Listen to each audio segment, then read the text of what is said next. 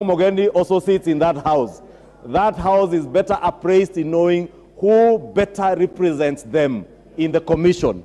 And therefore, Honorable Speaker, I really want to urge all of us not to even spend a lot of time on this matter as I move and ask the Honorable Osoro, the Deputy Whip, to second and urge members to concur and agree with the Senate to allow the commission to move on. Thank you, Honorable Speaker. Thank you, Honorable Speaker. Honorable Speaker, while seconding this motion, Honorable Speaker, I do not really want to also, shelve into the matters of the Azimio coalition. But, Honorable Speaker, there are whispers that are within the plenary in regard to, the nomination or the replacement of Honorable Fatuma. But, Honorable Speaker, this whole thing came from the Senate. We do not need to find ourselves in the same water swimming with the Senate, against the Senate, when you want to move in as a house and proceed with the matters that pertains to the leadership of this house.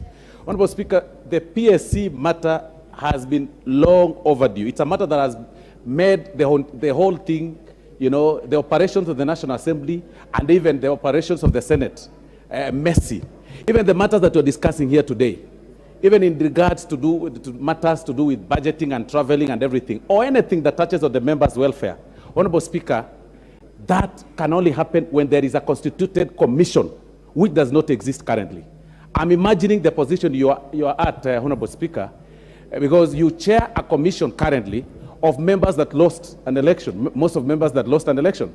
I can imagine their operations, within the commission's offices.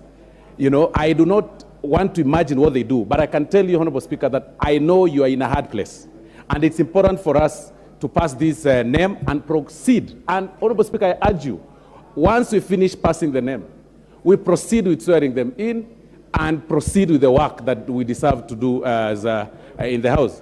But even as I do that, Honorable Speaker, I do not want to be the devil's advocate.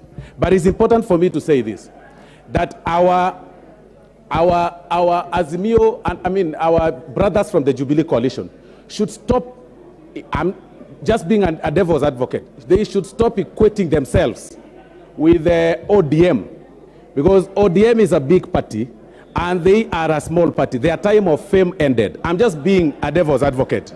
Their time of fame ended. It's a former large party. Honorable Osoro, order. Desist from raising unhelpful passions in the House. I withdraw, Honorable Speaker. I withdraw, Honorable Speaker, and second. Order, he has withdrawn. He has disowned those unhelpful remarks. Honorable members, I now propose the question that, noting the resolution of the Senate on Wednesday, 9th November 2022, regarding its partial concurrence on the appointment of members of Parliament to the Parliamentary Service Commission, notwithstanding the provision of Standing Order 49, and pursuant to the provisions of Article 127(2) of the Constitution, this House approves the appointment of the Honorable Senator Eric Okongo Mogeni, Senior Council MP to the Parliamentary Service Commission, under subsection